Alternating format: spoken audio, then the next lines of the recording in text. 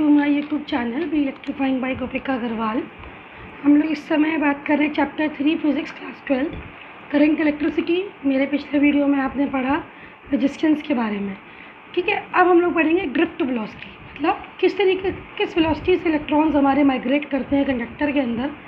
जब उसमें हम कोई सप्लाई देते हैं तो हमारी वो वेलोसिटी क्या होती है वो हम लोग पढ़ेंगे। उसको हम लोग बोलते हैं ड्रिफ्ट वेलोसिटी। जैसे इसमें लिखा हुआ है कि is defined as average velocity with which the free electrons in a conductor के अंदर जो फ्री इलेक्ट्रॉन होते हैं वो drifted towards the positive end. Electron है तो पॉजिटिव एंड की तरफ जाएंगे। इलेक्ट्रॉन पर चार्ज क्या होता है नेगेटिव, तो वो किसकी तरफ जाएंगे, पॉजिटिव एंड की तरफ जाएंगे। Conductor under the influence of electric field applied across the conductor. जो इलेक्ट्रिक फील्ड हमने अगर अप्लाई करी है तो पॉजिटिव एंड की तरफ जब इलेक्ट्रॉन्स जो हैं वो ड्रिफ्ट करने लगते हैं, तो जिस वेलोसिटी से ड्रिफ्ट करते हैं एवरेज वेलोसिटी से, उसको हम लोग बोलते हैं ड्रिफ्ट वेलोसिटी, ठीक है। तो एवरेज वेलोसिटी की उसके कि हर इलेक्ट्रॉन की अपनी एक वेलोसिटी होगी, तो उसका जो एवरेज निकलेगा वो होगी ड्रिफ्ट वेलोसिटी, ठीक है। It is denoted by VD, और अप्रॉक्सीमेट वीडी जो होती है 10⁻⁻⁴ मीटर पर सेकेंड होती है, ठीक है। अब देखिए इसका समझते हैं। जैसे मानो ये हमारा कोई कंडक्टर है, इसमें इलेक्ट्रॉन्स हैं, अभी हमने कोई सप्लाई नहीं दी है, तो ये जैसे एटम होता है उसके ऑर्बिट्स होते हैं, तो जैसे जो लास्ट के ऑर्बिट में जो इलेक्ट्रॉन्स होते हैं फ्री इलेक्ट्रॉन्स होते हैं, तो ये क्या करते हैं जब इनको थर्मल एनर्जी मिलती है तो ये अपनी पोजीशन छोड़ के और ये रैंडमली जिगजैग मोशन इसको इस तरीके से मूव करते हैं। इसको हम लोग जिगजैग मोशन बोलते हैं, लाइक दिस। तो ये इलेक्ट्रॉन्स जो हैं वो कंडक्टर के अंदर जिगजैग मोशन में रहते हैं, ठीक है। अब हमने क्या किया, जब हमने इसमें इलेक्ट्रिक फील्ड अप्लाई करी, देखिए क्या होगा। इसके दोनों एंड पे हमने इलेक्ट्रिक फील्ड अप्लाई करी तो क्या होगा कि ये जो जितने भी इलेक्ट्रॉन्स हैं बहुत तेज़ी से ड्रिफ्ट करेंगे पॉजिटिव एंड की तरफ। मतलब इसमें ये तो देखो, ये तो आपको इलेक्ट्रिक फील्ड हो गई, ये इस डायरेक्शन में प्लस से माइनस, ठीक है। तो और जो फोर्स होगा वो किस तरफ लगेगा, इस तरफ लगेगा, क्योंकि सारे इलेक्ट्रॉन इस तरफ भागेंगे, तो इस तरफ आपका फोर्स लगेगा, ठीक है। तो ये आपका फोर्स क्या होगा, इलेक्ट्रिक फील्ड के अपोजिट होगा कि नहीं होगा, है ना, पहली चीज़। और फोर्स किस पे लग रहा है, इलेक्ट्रॉन्स पे लग रहा है, तो फोर्स की वैल्यू क्या होगी, F = होता है QE। तो यहाँ से क्या आ जाएगी, E × E।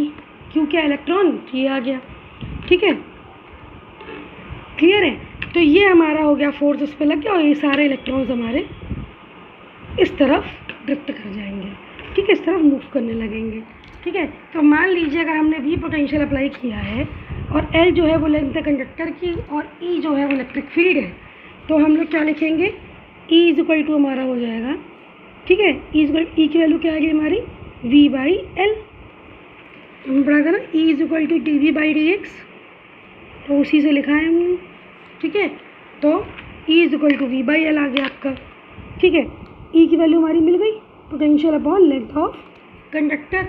अब देखो जो फोर्स हमने आपको बताया था ना कि फोर्स हमारा इस तरफ लगेगा और इलेक्ट्रिक फील्ड हमारी इस तरफ है, ठीक है। तो फोर्स क्या होगा, इलेक्ट्रिक फील्ड के अपोजिट है, तो F की वैल्यू मैं भी आपको बताई कि क्या होगी, E × E ये होगी, और चूँकि ये इलेक्ट्रिक फील्ड के अपोजिट डायरेक्शन में है तो माइनस लग जाएगा यहाँ पे, ठीक है। अब हम ये जानते हैं कि अगर कोई वेलोसिटी है तो एक्सेलरेशन भी होगा। तो न्यूटन्स लॉ की इक्वेशन F = ma होता है, तो A = F/m। तो F की वैल्यू रख दो -E/m, ठीक है। ये आ गई हमारी इलेक्ट्रॉन एक्सेलरेशन की वैल्यू, ठीक है। अब देखो क्या होता है कि इस इलेक्ट्रिक फील्ड के कारण ये जो इलेक्ट्रॉन्स होते हैं एक्सेलरेट करते हैं और एक वेलोसिटी v1 अटेन कर लेते हैं। तो कैसे, मान लो एक इलेक्ट्रॉन ये है, इस तरीके से मान लो आपके इलेक्ट्रॉन्स हैं, ठीक है। अब ये देखिए कैसे होगा, इसकी अपनी एक इनिशियल वेलोसिटी होगी, थर्मल वेलोसिटी, जो कि है u1, ठीक है। फिर जब इसमें ये अपना ये एक्सेलरेट हुआ, फोर्स लगा, एक्सेलरेट हुआ, तो इसमें एक इसने वेलोसिटी अटेन करी v1, ठीक है। u1 से क्या हो गई v1, ठीक है। और v1 = हम जानते हैं v = u + at होता है। इस एक्सेलरेशन की वजह से और टाइम की वजह से जो भी टाइम लगा इसको, वो उससे वेलोसिटी बन गई इसकी v1। ये v1 जो है वो इस दूसरे इलेक्ट्रॉन से, इस वेलोसिटी से, ये इलेक्ट्रॉन v1 वेलोसिटी से इससे टकराएगा, इस वाले इलेक्ट्रॉन से। जैसे ही टकराएगा तो ये वैनिश हो जाएगी और इसके पास एक इनिशियल वेलोसिटी आ जाएगी u2। क्या आ जाएगी, u2। तो यही लिखा है कि which lost in collision with ion, ये v1 जो है वो लॉस्ट हो जाएगी। फिर u2 मिला, फिर u2 इसने ये इलेक्ट्रॉन एक्सेलरेट हुआ इस एक्सेलरेशन से और t टाइम के बाद इसने वेलोसिटी अटेन करी v2, फिर v2 का इससे कोलिजन हुआ, ये लैप्स हो गई, इस वाले इलेक्ट्रॉन को मिल गई एनर्जी, ये वेलोसिटी u3 थर्मल एनर्जी की वजह से। फिर ये u3 ने थोड़े टाइम बाद एक्सेलरेशन की वजह से वेलोसिटी अटेन करी v3 इससे टकराया, v3 वेलोसिटी से गायब हो गई, इसको वेलोसिटी मिल गई u4, फिर ये थोड़े टाइम बाद अटेन हुआ v4। इस तरह ये प्रोसेस चलता रहेगा। तो हमारी हमको वेलोसिटीज़ मिलती रहेंगी v1 is equal to u1 plus at1 acceleration सब में सेम ही रहेगा, टाइम सबका अलग हो जाएगा। v2 is equal to u2 plus at2, v2 is equal to v3 is equal to u3 plus at3 और v4 is equal to u4 plus at4। ठीक है, अब till vn is equal to un plus atn। ये मिल गया। अब इनके हम निकाल लेंगे एवरेज वेलोसिटी। ठीक है, हम लेंगे यहाँ पे एवरेज वेलोसिटी जो कि हमारी क्या होती है vd is equal to v1 plus v2 plus v3 till vn upon n, जितने नंबर ऑफ वेलोसिटीज उसी से डिवाइड कर दो। ठीक है, तो वैल्यू रखो यहाँ पे vd इज इक्वल टू, देखो v1 की रखी u1 plus at1 plus u2 plus at2 plus u3 at3 till un atn total में n। ठीक है, अब देखो u को हम लोग अलग कर लेंगे, at को अलग कर लेंगे, u1 plus u2 plus u3 till un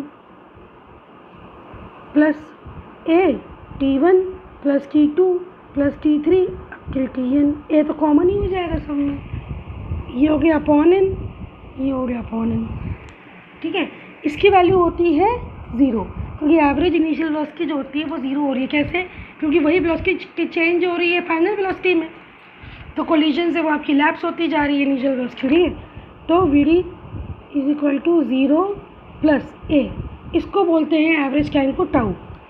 क्या बोलते हैं? Tau. Tau is equal to आपका होता है रिलैक्सेशन टाइम।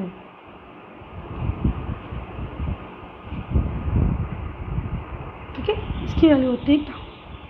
ठीक है, रिलैक्सेशन टाइम होती है ना, और इनको मतलब जो लैप्स जो वेलोसिटी लैप्स होने में जो टाइम लगता है। ठीक है, तो ये आपका आ गया vd is equal to a tau, तो vd इज इक्वल टू आपका आ गया a टाइम्स टाउ। ठीक है, अब यहाँ पे a की वैल्यू रख दो, तो vd is equal to e capital E upon m tau. ठीक है, तो ये आपका हो जाएगी। तो अगर नेगेटिव साइन क्या शो करता है कि v की direction negative sign shows that direction of drift velocity is opposite to electric field.